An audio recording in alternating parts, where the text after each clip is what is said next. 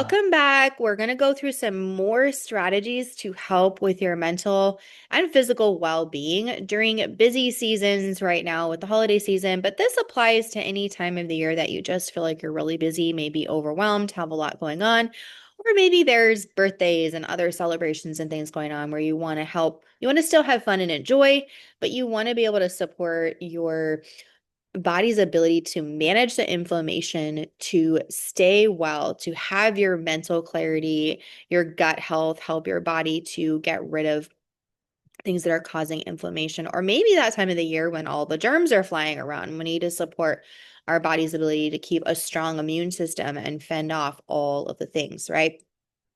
So your foundation is going to be these things here in this list, helping your nervous system get out of the fight or flight. That doesn't mean you can't be busy and you can't do things. During the day, you're going to be doing things and you're going to be go, go, go. And it's okay if there's a little bit of cortisol and a little bit of adrenaline to get us through that. But around that time after we eat dinner is when you really want to be intentional about what things can I do to help my system down regulate, calm that nervous system, that cup of tea, the reading, the walk, taking a walk, journaling, prayer time, stretching, hot baths, those kinds of things that are going to help your system unwind and decompress so that you can keep a good rhythm and prepare your mind and your body for good sleep, hopefully deep restorative rest, and be refreshed the next morning, wake up and actually have the energy, vitality that you need. And of course, that regulation, keeping that rhythm for that nervous system is going to feed into better sleep and hormone balance, because when that is not happening, when that restorative rest is not happening, the hormones will not be good. It feeds into the next day feeling tired, fatigued, stressed, imbalanced serotonin, things like that, more food cravings, more inflammation, so on and so forth. So it becomes a cycle if we don't fight that. So your evening routine after dinner is really, really key. Put reminders around the areas where you might relax after dinner and watch TV. Reminders around the areas where you get ready for bed or brush your teeth, on your mirror or things like that, to do even 1 minute of deep breathing, 1 minute of stretching, 1 or 2 minutes of journaling, or whatever it is for you that you find to be most effective. I love bringing an herbal tea in as well because it's relaxing at bedtime. It's warm and cozy for the time of year that we have now, but really anytime. And you can get a lot of benefits for your blood sugar, your hormones, your gut health, supporting a healthy immune system and everything, all with just adding a couple different tea bags into your, or if you do loose leaf, that's even better because you can get higher quality and everything. So hopefully that helps you. So every day you want to kind of ask yourself, did I do at least one thing to support my mind and body in these areas, helping support that nervous system rhythm that we need and managing the stress, helping make sure my hormones are balanced and my blood sugar is balanced by the choices that I'm making in my snacks and my meals. And things like movement and exercise play a role in the hormones and the blood sugar as well. For example, if you go into a meal and you didn't move at all and you were very stagnant, your body's metabolism and ability to keep blood sugar balanced and hormones and actually burn fat and actually take your food and make it into energy is severely different with no movement versus if you had 5 minutes of movement, stretching, deep breathing, or take a 5 minute walk, something like that for 5 minutes before your meal. If you forget and you do it after, there's still a lot of benefits to that, but there's even more benefits doing it before the meal. Before the meal, it actually triggers your body systems, your liver, your hormones, all different things to start burning fat and fueling that, and your metabolism is fueled. Your insulin will be lower. So as you eat, you have less of an insulin spike when you're eating. Okay. And your cortisol will be lower. What does that mean? Your inflammation is lower, your stress is lower, your nervous system is in a place where you actually can use your nutrients instead of being in a fight or flight where everything is stored as fat. So hopefully that makes sense for you. So remind yourself of those things.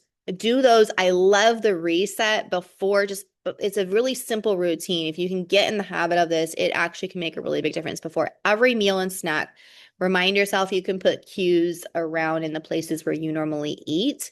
You could just say breathe or something, or reset, or whatever keyword really helps you on, just like a little sticky note or something, or a little index cards. I don't know where I put my index card, but you can take an index card and fold it like one of those little name cards at a dinner table, and just fold it and put it around like little reminders around your kitchen, your dining, or wherever you eat, your lunch area, your desk area, that says something like that, just breathe or reset. You can put a little scripture verse on there too. So as you're taking a quick deep breath, 1 minute, take 1 minute before every meal and every snack to just close your eyes, take a couple deep breaths. You can stretch a little bit and focus your mind. So your mental, emotional state is focused on what is good, on gratitude, a couple of things you're grateful for, and one scripture or prayer, something along those lines to help shift your nervous system, your brain, and your emotions in a place where your body can, again, keep more balanced blood sugar, keep your hormones in a better place, lower that cortisol, help your nervous system. So all of those things, almost everything in this list is going to be supported by doing that little bit of a reset 1 minute before every meal and snack.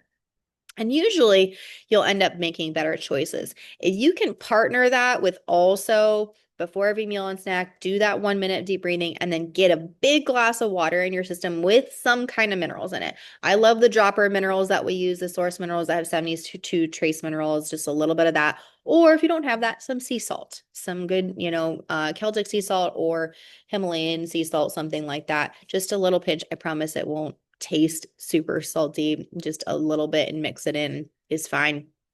Something like that can make a really, really big difference in how your body processes the food that you are eating. It's still really, really important with every single meal and snack that you're getting a minimum of 10 grams of protein. 20 is actually more ideal, especially for women that need hormone support, that need blood sugar balance, that need to support proper insulin balance, that kind of thing. So I can go through, I do have a list I can grab in here of what foods have protein. So you can keep that in the forefront of your mind, or maybe print that out. I can send it over to you guys.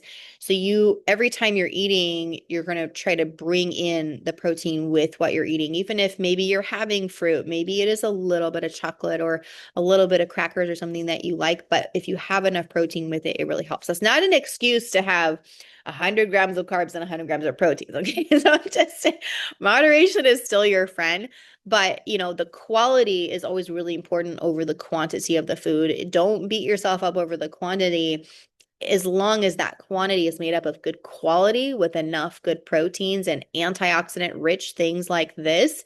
If you have that balance happening, your body is going to thank you. You're going to have better energy, better hormones, clarity, motivation, better mood, calmer nervous system, less reactiveness in your nervous system, and your body will burn more fat and not store it as much if you're getting consistent with these kinds of routines. So that 1 minute reset before meals with water and minerals can make a big difference. And then pairing your meals and snacks with enough protein.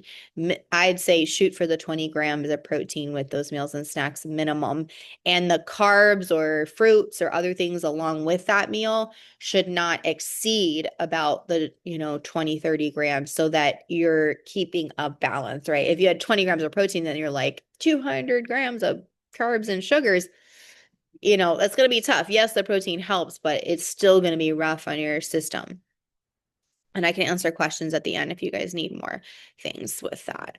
And then, of course, we're focusing on the right minerals, aminos, micronutrients, and things that our body really needs, that we prioritize these things first, protein first, minerals first, these types of nutrients first, with, I can still have a little bit of crackers, small portion, right? I can still have a cookie. I can still have it.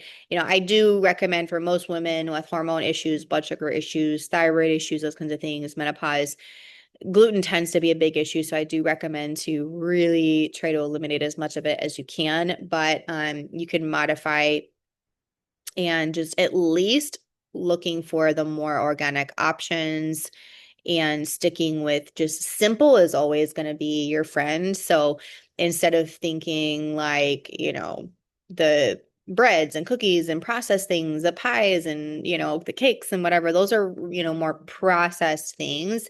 You want to think what's as simple as I can go, like the fruits, the vegetables, your, eggs, your stick to the outside rim of the store where those things are not packaged and processed and added, preservatives added in, all that kind of thing, right? So those vegetables, those greens, those just, simple protein items like your nuts and seeds, a little bit of eggs and that kind of thing. Organic, a little bit of clean organic, chicken, salmon, a small amount of organic grass-fed beef is okay occasionally. Everyone's different with those kinds of things, but so we've gone over these: vitamin C rich, antioxidant rich, your rainbow. You want to lean more towards the vegetables, less fruits, but a little bit of berries with your things that are high in protein, like seeds, like maybe your eggs, smoothies with protein is good because you do get some vitamins, but you're keeping that balance. You want to have that about 20 grams of protein. So we keep that balance, right? Citrus is very high in antioxidants. Vitamin C, bell peppers have as much as citrus. I do like, it can be very beneficial to slice up that citrus, grapefruit, lemon, lime. Grapefruit and lime are going to be the ones that are least fruit sugary. So you're going to get all the nutrients, antioxidants, vitamin C, and everything without as much of the fruit sugars. Those I highly recommend to slice up and have in your water, maybe once a day or a few times a week to boost up that extra antioxidant support that you need. With it, add a little pinch of sea salt or some of those mineral drops like we talked about. So you're getting things that your body needs. It will help your body to fight cravings, help support metabolism, help support mood. Of course, vitamin C is known for immune system as well. So those kinds of things have been really, really be benefit. We've talked about a lot of the magnesium rich foods and things. There's different types of magnesium, but generally speaking, the food sources of magnesium tend to have a lot of magnesium glycinate and threonate. And there's one other one. I'll have to look at my chart. But your leafy greens, organic dark chocolate with protein. Okay. Avocados are great for your omega-3s. And so are some seeds have some omega-3s as well. Balance is, your friend, right? So if we're having, let's say, avocados for the omegas and stuff, that's great, but it should be probably with some form of protein so that your body is getting that blood sugar balance and hormone support in that way. And it partners really, really well with the avocados and everything. The same thing with dark chocolate, partner that with protein. Matcha, it's one that you might want to like add into a smoothie or something, but watch out for those ingredients on a matcha because a lot of times they do add sweeteners and sugars and additives to matcha. So you want to get a really pure, clean matcha. There are some antioxidants. It can support metabolism, but again, it should be with protein, like in a protein smoothie or in a food source where you're getting some sort of protein with it, nuts and seeds and that kind of thing. I would recommend mushrooms. We want the L-theanine is well known for calming the nervous system. So these are really good for stress and inflammation, generally speaking. There's different types of teas. So I won't go in depth on herbal teas today, but you want to look for the ones that have herbs and like spices in them. The ones that have turmeric and ginger and your cumin and coriander and fennel. Those kinds of things are really going to be beneficial for anti-inflammation, helping support that gut health and blood sugar. I love ones with cinnamon and clove as well. Clove is very powerful for a lot of things. So if you find yourself a good quality organic, always look for that certified organic or better quality standards because we don't want to be drinking the pesticides, herbicides, so on and so forth. Loose leaf teas are ideal because we don't need all the packaging plastics and blah, blah, blahs that are on a lot of the other ones. So keep that in mind. Adaptogenic mushrooms, those are your friend. Now, regular like portobellos and whatever, there's a little bit of nutrients and stuff, but some people find that it's hard for the gut to digest.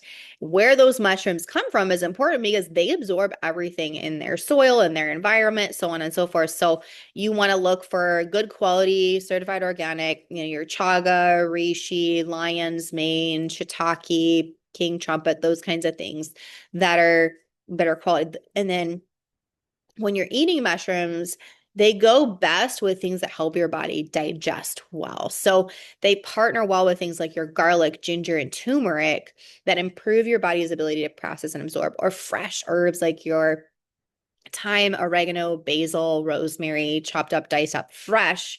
The dried ones are not bad, but you don't get as much antioxidants, as much of the digestive support and everything. So, saute it lightly steamed with some of those herbs and things with, maybe a little bit of your chicken or your salmon or your other vegetables and greens that you're eating. Those kinds of things are great.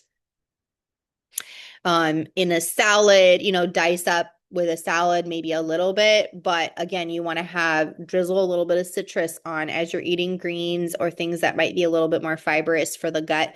You want to make sure you're putting things that help make the digestion easier. So squeeze that citrus, lemon, lime, or something, maybe a little bit of apple cider vinegar, and then maybe a little bit of nuts and seeds and your fresh shred, your fresh garlic, use one of those cheese graters or something, ginger, turmeric, those kinds of things with it. So you're getting all those benefits together. Those foods work together to fight inflammation, to support gut health. And it's pretty yummy too. I mean, add a little sea salt or something for the taste and whatever herbs and seasonings you like, but it can taste pretty good. You can really have fun with it and play around. You can dice up bell peppers with it, or even I've diced up fresh organic Brussels sprouts with greens and some of these other things to get some more of those nutrients in there, and you get some fun flavors as you play around with it. Fresh onion is very antimicrobial. So fresh diced up onion is going to be your friend if you know that your gut is funky from a virus or bacteria, or you're fighting some kind of germs going on. Fresh garlic and onion are going to be your friends. The time of the year that it is now, with all the germs flying and all the things, lots of fresh garlic, onion, ginger, turmeric are going to be really, really good. The citrus for the vitamin C, like I said, lean towards the grapefruit and lime. Your bone broths and those kinds of, soups and things, or roasting in the oven, some of those antioxidant rich vegetables like your Brussels sprouts, bell peppers and things, maybe a little bit of carrots and stuff. And then you can puree them with bone broth, and then add in your fresh diced garlic, ginger, turmeric, and sea salt and whatever seasonings, and make a nice soup out of that, maybe a little bit of shredded chicken or something. So you're getting a lot of nutrients, but you're getting the protein and your fresh, herbs and antioxidant, anti-inflammatory things. So your body, you're getting immune support, hormone balance, your antioxidants, your vitamins, some fiber, and it's a really nice, soups are great this time of year, is really, really a helpful tool because you can get a lot in there in one thing, and it's not super hard. If you just roast it on like a sheet pan, throw it in a blender or food processor, add that broth, and then just warm it up with your herbs and spices, done. So it's really not a difficult process. Unripe bananas is kind of funny. Yes, they do have a lot of vitamins. Again, bananas can be a little bit starchy. Unripe bananas have less starch and sugar, but again, I would partner them with protein or nut butter of some kind. Almond butters and nut butters that don't have peanuts, you want to add protein powder because they're not as high in protein. They have other nutrients, but you need to add protein. So mix into any other nut butter if you can't do peanuts. Protein powder, have that with your bananas and things like that. Asparagus have a lot of proteins, or a lot of fibers, and are really good for the gut health. So those are great. Again, if you know your gut needs some support, you're getting lots of vitamins and nutrients. Eating asparagus with like meats and dairies, I don't recommend. So I would be cautious with that. Just sometimes the mixture of that with a lot of meat and dairy and other too many things mixed together can make the digestive system a bit funky, just because it's hard to process all that together. There's so much fiber in the asparagus. So I would lean towards eating your asparagus more as like an appetizer or something. And then later having some of your protein and your other carbs and whatever else you're having with your meal, something along those lines, just because of that.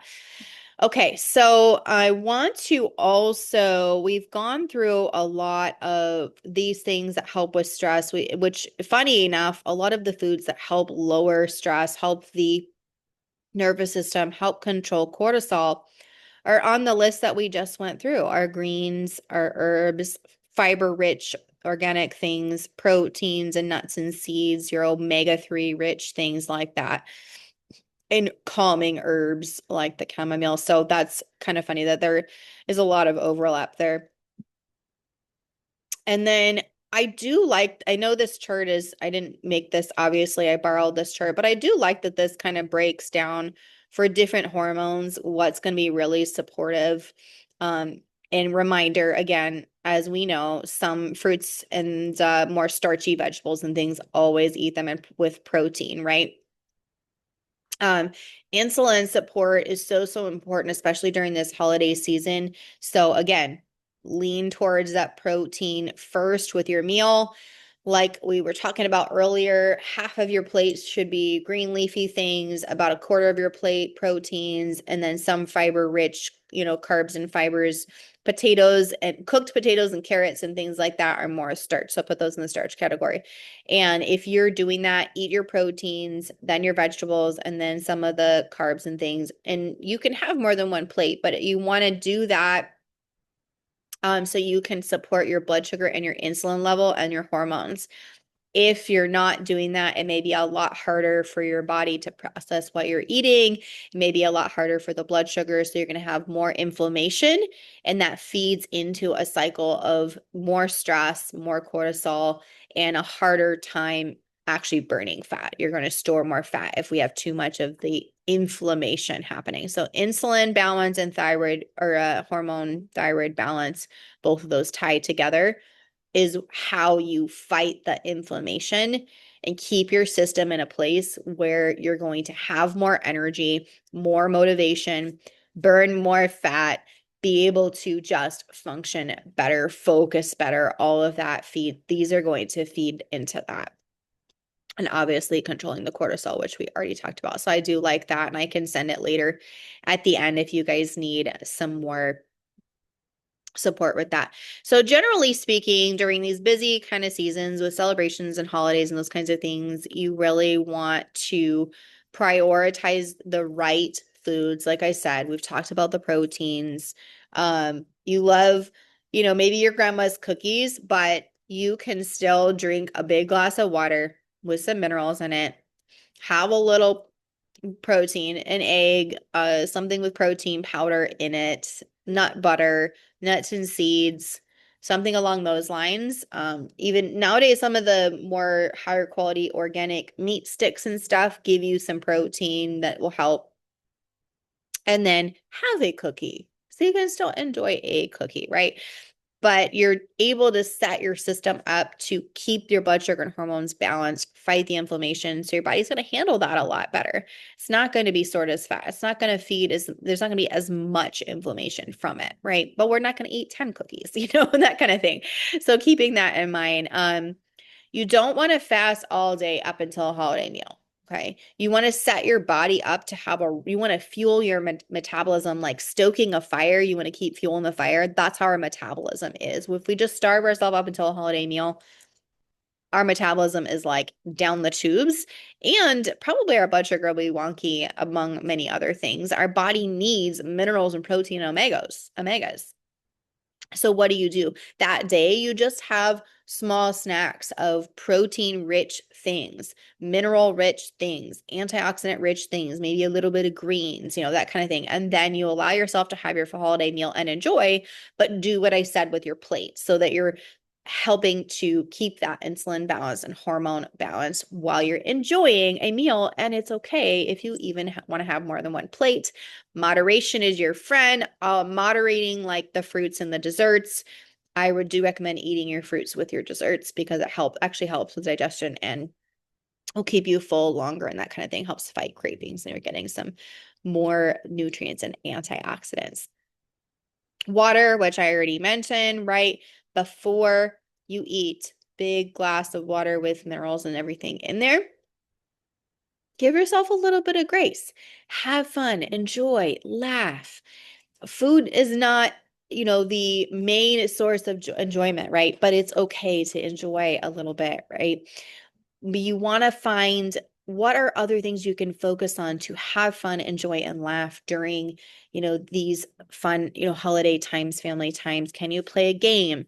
Can you, have a great conversation with somebody? Find ways to laugh and have a good time. These are the general concepts to keep in mind. You are always thinking, okay, am I doing something that's fighting inflammation or feeding inflammation, right? Those clean, protein rich things, things that help support your gut. And I have more recommendations if you need that. We can go through those at the end for you guys. The good sleep and stress management tools. What are we doing after dinner to help unwind and down regulate that system? Minerals and protein first in your system on the omegas and the gut healthy things. I liked this little diagram. I thought this was fun, and I can share this with you guys as well. Just kind of mindfulness, be intentional. Don't just allow whatever to happen, right? You be intentional. I'm going to have my water. I'm going to do my stress relief. I'm going to move. I'm going to have my nice herbal tea. I'm going to do these things that I know are going to help my brain and my body to function better because I know it's not going to be good. I'm not going to be happy if the next day I'm waking up and I'm like, I can't function today. And then you're losing a whole day or 2 days or 3 days of actually functioning and enjoying and be able to do the things that you want to be able to do for yourself, for your family, for whatever it is you need to do, right? Your good routines in the morning and the evening. We talked about that. Movement, 5 minutes, maybe a couple times a day is a great starting point. You can always build on that with time.